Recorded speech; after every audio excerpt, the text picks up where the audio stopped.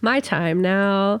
As you know, whenever we watch a thing, we try to figure out the many things it could be saying and then try to educate on the overarching themes in reference to like how the horror of the film relates to the horrors of the real world. And this film had two very loud messages for me.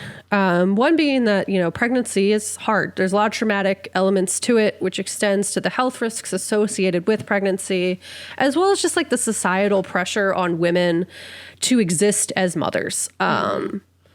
And the second being the very violent and life-threatening way that the patriarchy shapes the medical field in relation to how pregnancy is handled in Western medicine. It's all super gross. So some might ask, like, when is it not the patriarchy, racism, or capitalism? And to that I say, when something is systemic and drenched in every facet of society, more often than not, we're going to talk about at least one of them. And in this case, all of them. Yep. It's like the end of Scooby-Doo episodes when they're like, who's under this mask? And then we like, we open it up where we're like, patriarchy, racism, capitalism, who knew? Yeah, it's always. Every time.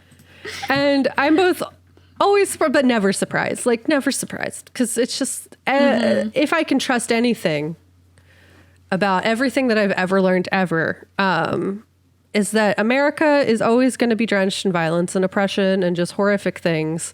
And there'll always be something new and upsetting to cover. So how does the patriarchy, racism, capitalism, and pregnancy interact within Western society? A lot of ways, man. Whether it's race and gender pay inequities, the attacks on reproductive rights and care options, the lack of sex education and resources, the lack of free health care. Fun fact. Pregnancy is listed as a pre-existing condition in most insurance plans.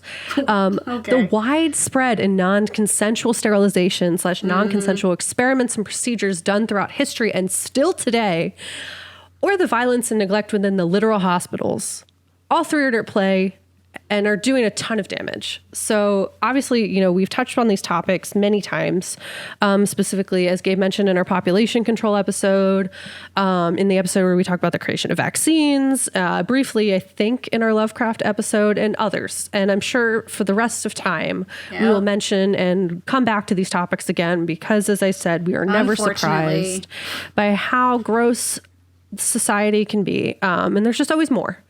But this film is really stressful, and maybe not in the way that I expected or you'd expect from a horror movie, in that it is upsetting because this stuff has actually happened, and it actively happens to women for real. There are actual accounts of disgusting men using their power in the fertility field to rape women, by spreading their seed because they're so narcissistic and delusional that they think they are the best thing that's ever happened to the world and need to exist 1,000 more times, as if human beings that are created exist as like actual human beings and not just extensions of themselves. So this is actually a real story. In fact, as a testament to Facebook's all listening ear, I was presented with an article without even searching for it, about a doctor in Canada who did the exact thing that happened in this film, but in real life and like super recently. An article in the Washington Post titled, "Families Say the Fertility Doctor's Use of His Own Sperm to Impregnate Patients. Now He Must Pay Them Millions, as he should." Written by Jonathan Edwards on July 30th, 2021. Oof. That was yesterday. I know. They speak about this case, and in another article for BBC News on the same topic, it states that the doctor Norman Barwin has a class action suit that includes up to 226 people. Oh no. Some couples who were told that their male partner's sperm would be used were unknowingly given random samples, and in many cases, the doctor's own. That's so disgusting. Even more upsetting, this is not the only case of a fertility doctor blatantly abusing his power and raping women. An article in The Atlantic stated, fertility doctor Donald Klein's secret leads to new law, written by Sarah Zhang, outlines that the doctor used his own sperm 50 times without consent. In fact, after a quick Google search, an additional name was listed, and this case literally made me feel nauseous. Dr. Cecil B. Johnson was found guilty on March 5th, 1992, of using his own sperm without consent on up to potentially 75 women in his medical care. The article that I found was especially upsetting because it showed a quote from this man and his lawyer in the New York Times titled, "Doctor Found Guilty for Fertility Case." This disgusting man had the audacity to say in court, "I'm in shock. I really am," Dr. Jacobson said after his verdict was announced. "I spent my life trying to help these women have children. If I felt I was a criminal or broke the law, I would never have done it." That's how delusional it is. Like, that's how deep that ideology goes. Mm-hmm. Like, I still to this moment, physically not, like, the lack of remorse, the lack of even kind of understanding, the lack of empathy, the fact that society has perpetuated this idea that he was doing a service to these, like, just... so much to unpack there. But I didn't even expect to focus so long on these disgusting men because I had, before I even discovered these articles, had done extensive historical research on the destruction of midwives in Europe as a way to force women out of the decision-making process for their own deliveries, as well as research on how the patriarchy, racism, and capitalism all teamed up to hyper-medicalize the birthing process as a form of oppression, all while forcing the act of motherhood on women as a societal reinforcement of capitalism and subservience. I'll try to cover the rest of that as best as I can in the time that we have. And hopefully we'll get to cover these topics again in like greater detail. And I highly recommend, I have a lot of sources for this episode. So do research, it made me never want to go to a hospital ever. In an article I found called Patriarchy Constructs Motherhood, written by Caitlin Heavner, they cite Dorothy E. Roberts, a post-colonial American scholar from Black feminists, that argues that patriarchy is a part of the social construction of motherhood, that motherhood plays a critical role in the subordination of women. Motherhood, she says, becomes an identity for women, an identity that many women might not even want. But the patriarchy deems motherhood a woman's rite of passage. This quote stood out to me because of the line at the beginning of the film, which Gabe mentioned, like, really upset her. And further research, it seemed that there was a theme between the societal pressure to become mothers and that doing so as young as possible was the goal, that it was a means of establishing dependence on patriarchal and capitalistic structure, specifically in America. Specifically, the information that the American Society for Reproductive Medicine has intentionally skewed and encouraged pregnancy before the age of 35 with this idea that it is not possible to do so after. In fact, in an article from The Guardian, "It is time to reassess our obsession with women's fertility and the number 35, written by Arwa Madawi. She states that this information is intentionally pulled from 1700s France. Take, for example, she says, the oft-cited statistic that 1 in 3 women aged 35 to 39 will not be pregnant after a year of trying. Want to know where this statistic comes from? Data from 1700s France. Researchers looked at a bunch of church birth records from before and were people whose life expectancy at the time was around 30 and came up with these statistics. One imagines the researchers would have ridiculed this in any other scenario. However, the statistic serves as a very useful purpose of shaming and scaring women. It was parroted endlessly for this reason. One study published in 2004 looked at 770 European women and found that with sex at least twice a week, 78% of these women aged 35 to 40 conceived within a year, compared to the 84% of women aged 20 to 34.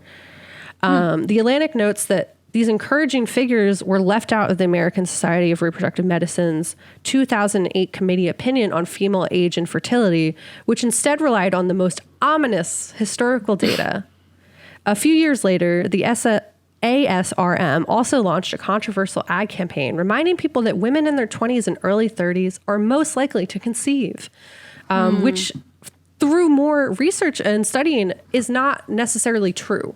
And why would the American Society for Reproductive Medicine skew their stats to be more daunting? Because it is beneficial to the system to have children be born from younger women who have less financial independence and stability, and who are more likely to become indebted to the medical industry and likely to have more children so that they feed into the lower labor industry, and so on. How else would they continue to maintain poverty necessary to uphold these billionaires? How else would Jeff Bezos get to fly a penis into space? Mm-hmm. And I continue. In a blog post from Mother Love titled, "What Does It Mean to Decolonize Birth?" Bentley, Potterfield Finn, Adula states, many hospitals in the United States follow the technocratic model of birth. According to a researcher, Robbie Davis Floyd, the technocratic model of birth views the female body as a machine, regarding the birth of a baby as the most important end of product. The mother is a secondary byproduct. The model is grounded in Western society's view that science, high technology, and economic profit are the goal. In birth context, a technocratic approach emphasizes mind-body separation, sees a patient as an object with literal personal relationship to the practitioner, and is characterized by aggressive intervention and values standardization of care.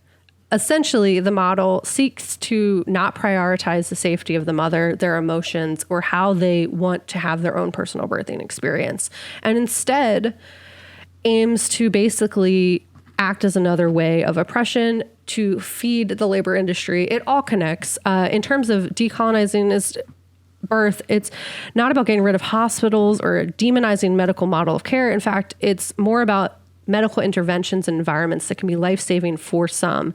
Instead, it is about trusting natural physiological birth and being conscious of how power operates when we do so. It's about making various dimensions of care accessible to all birthing persons, regardless of race, religion, sexual orientation, or class. And it requires like an intersectional approach that considers all of these dimensions and ultimately just values like all birthing traditions, and meeting people where they are and what they need.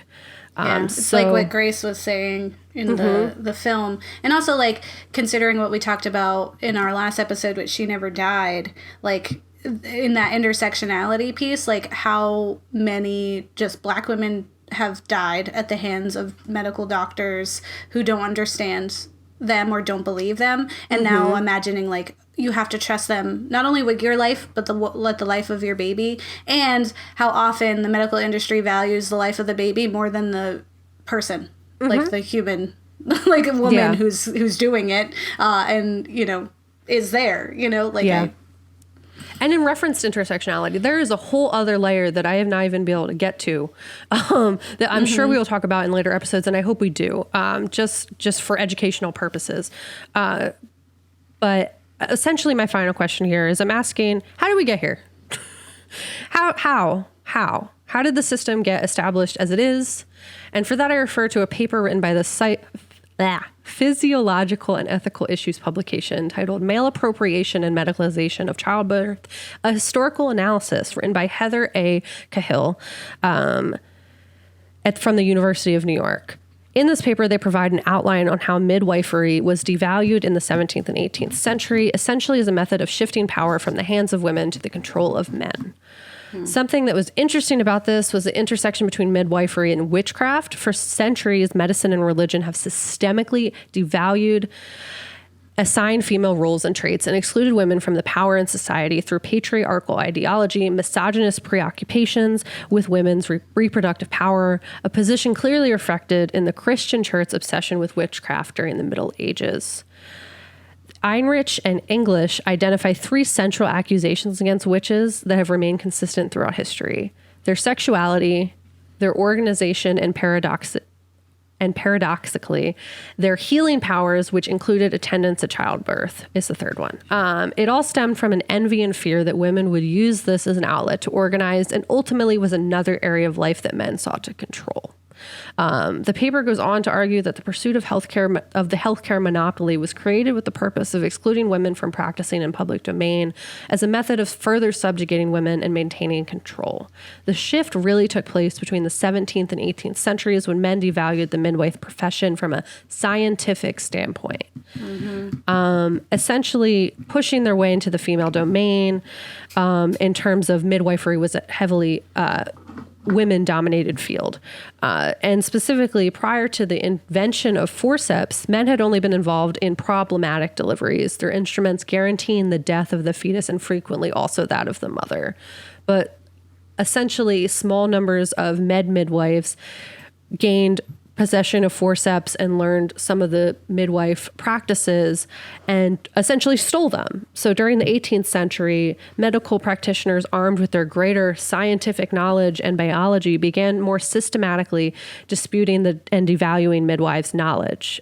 Describes essentially a mix of their own experience that was handed down, like midwives had their own experience handed down through generations of attending women, was basically just disregarded. And it was one way that they achieved this was through their opposition of abortion and the witch trials.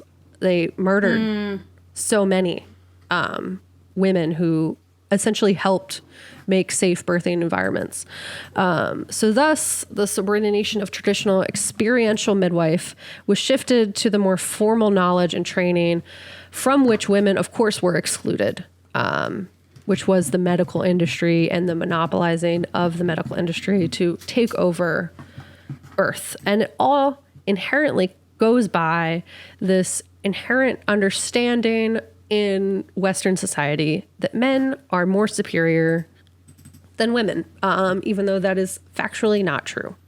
And there's a lot more in that paper to unpack. I didn't even get to read the entire thing because it was very long. And I spent so much time just the fact that these gross men existed in the first place that enacted what this movie was saying was so scary in real life there was more than one case. It was just so horrific. And I didn't even get to touch on the fact that there's a whole different element and experience to what it is like racially, that racism plays such a big part. And I know we'll get to that hopefully in the future.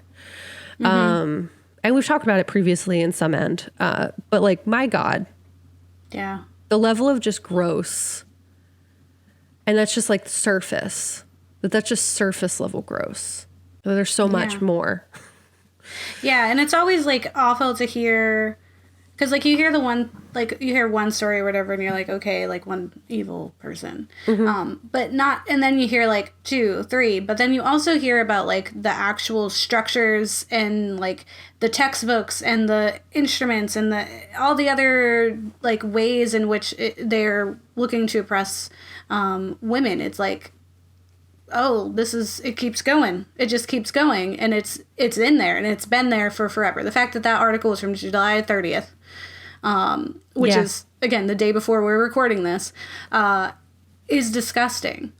Yeah. And I mean, just the fact that not only are these these experiments are still happening today. Like, we had that whole episode with the prison system and how they're forced sterilization of women, or just like really just non-consensual medical experimentation on women that's happening like literally now. Yeah. In various states. Like, and that probably, honestly, that the fact that there's this doctor that did this as of like 3 days ago, there's probably even more cases. There's that we don't see.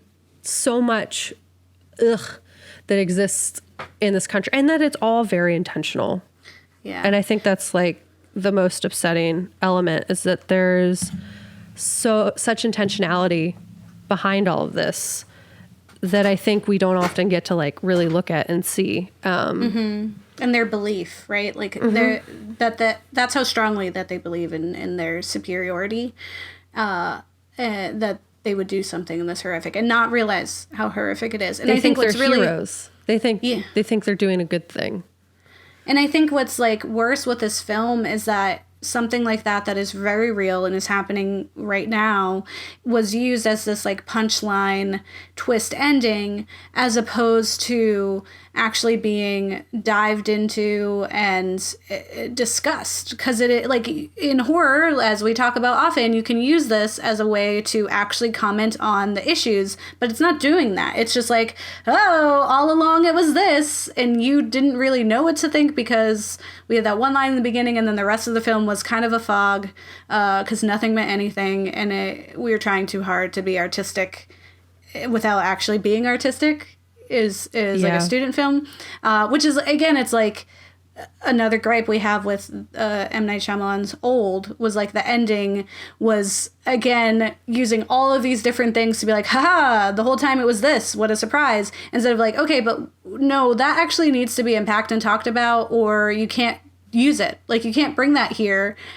Yeah. For just to just show it off. Like, you're actually not doing anything. Yeah. And don't just use mental illness as a scapegoat. Yeah. Or be like, haha, big pharma, right? They're awful. Mm-hmm. Like, yeah, they are. Got anything else to say about it? No? Okay, cool. Yeah. And to me, it's like, I feel like the Dr. John in False Positive was like a fairy tale villain. Like, he wasn't real. Like, I don't think John Lee understands how real he is, and that he really, like, he was like a clown. Like, he was like, of course he's evil. He's just evil. Like, but those men in those stories that you were covering are real humans that these women, to some degree, had to trust, right? And ended up there. So many of them trusted him. They had to be more trustworthy than Dr. John was, because there's never a time when I felt comfortable with him. So it's like, it kind of puts the onus again on those women to be like, well, why did you trust them? Like, no, that's not, it's like, why did he do that? That's the problem here. I just feel like a lot of it was like, he got handed, or he, because he worked with a writer, he got handed this interesting idea, and they didn't really unpack it or spend enough time with it to figure out what they wanted to say, so much as they just wanted to do a surprise. Yeah. And society is just so gross. And this film tried a little, but it didn't. It didn't. And I totally agree with you. Like, it was trying to like be like, this guy, obviously the worst, right? But it's like, there are people who are doing that now and who are actively not being stopped by the people who are just like being like, he's doing great things. He's doing great things for these women by giving them the gift of child. So that they can do what they are supposed to do as women. Yeah. And there's just so much wrong. There's such delusion that exists and is intentionally like upheld. And I think that's like the hardest thing to swallow in all of this. But I guess to end on a happier note, I don't really have one. I don't really. I was like, what? What do you mean? I would say that what I want to end with, one is, if you haven't listened to previous episodes of ours, definitely do. And we mentioned, we've covered population control. We've covered the oppression of women twice, two types with Stepford Wives and Handmaid's Tale. We have covered the forced sterilization of women in prison, the forced sterilization of Puerto Rican women by the American government, and we've covered pregnancy and medical harm. Like, we've covered it, and we will probably cover more of these things, because at the end of the day, what we always want people to realize is that horror and media is always trying to, even if not well, even if it doesn't do it well, is trying to teach you something, or to highlight that there are real horrors happening, and you should be aware of them. So make sure that you like and subscribe so that you know what's coming up next, and if you want to, let us know about any issues that you have experienced, or if you, I don't know, you feel differently about this film, whatever it is. Or even if there's like more, like if you want to hear more of these things and things to unpack. Like, I honestly, as a reflection of this episode, I think it would be really dope to have just like an entire, very long series where where it would be very sad because we just have to learn about all the oppressive things that have happened to women, and that's awful. But that we find media that does it right and find media that does it bad. And if that's something people would want, or if there's like topics within this realm that we haven't covered yet or haven't looked at yet that you think would be good, we'd love to hear about them, because it's always good to learn new things, even if it's hard to learn them. Yeah, even if it's hard. And if you do know of any organizations or groups that are working actively to combat these issues, we'll look up some ourselves and have them in our show notes, but we always welcome more suggestions. So if you know someone who's doing the work, like, we want to highlight them, we want to bring that to light, because it is truly horrific. And as lackluster as this film was, I'm thankful to some degree in that it did allow us to actually look into that, and as upsetting as it is to learn about, it's important that we do, so that we can highlight those things and kind of try to do something. Because the first step is knowing, and the second step is showing up. At it. Yeah, exactly. Second is showing up. That's very true. Yes. So if you know of resources, 100%. Share. That's our long-term dream, is to be that kind of resource to for do you. The show up time. Yeah. So, with that being said, I hope you enjoyed this episode. I hope you enjoyed We Moto and Take Back the Night as well. We have some pretty good things coming up this series for the month of August, so stay tuned, and don't get married. Delete your kids. Yeah, and just putting out there that the kids were innocent. The kids deserve to live because they didn't do that. And they're still your children. That's a different discussion. It just made me think of Mariska Hargitay, her character in SVU, because she was a child of rape. And I was like, ooh, someone should just watch that. That's the only part of like SVU can hold up. All right, well. And she's doing work too.